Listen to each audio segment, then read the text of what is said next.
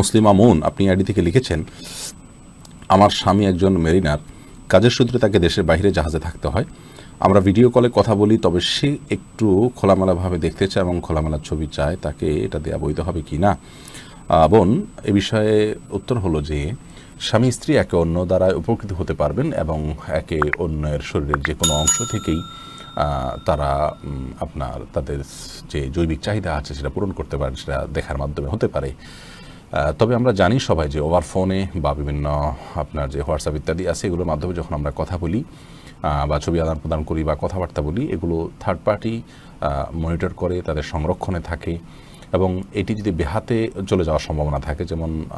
স্বামী স্ত্রী একে অন্যের মোবাইলেই সেভ করার মাধ্যমে বা রেকর্ড করার মাধ্যমে, ধারণ করার মাধ্যমে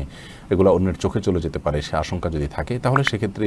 এগুলো করার ব্যাপারে আমাদের সতর্ক থাকতে হবে। তবে বেসিক্যালি এটা হারাম বা নাজায়েজ কোনো বিষয় নয়, বিশেষ করে স্বামীর চরিত্রকে হেফাজত করবার জন্য এবং তার যে চাহিদা, যৌন চাহিদা আছে সেটা স্ত্রীর হতে পারে, এই জৈবিক চাহিদা এটি পূরণ করবার জন্য তারা এই ভিডিও চ্যাট বা ছবি আদান প্রদান করার কাজটি করতে পারেন। মৌলিকভাবে এটি হারাম নয়, তবে সে যেন বেহাত না হয় এবং পর্দার খেলাপ না হয়, অন্যরা যেন দেখতে না পায়, তাদের যেন আব্রুর ক্ষতি না হয়, সেদিকটি তাদেরকে খেয়ালে রাখতে হবে। প্রয়োজনে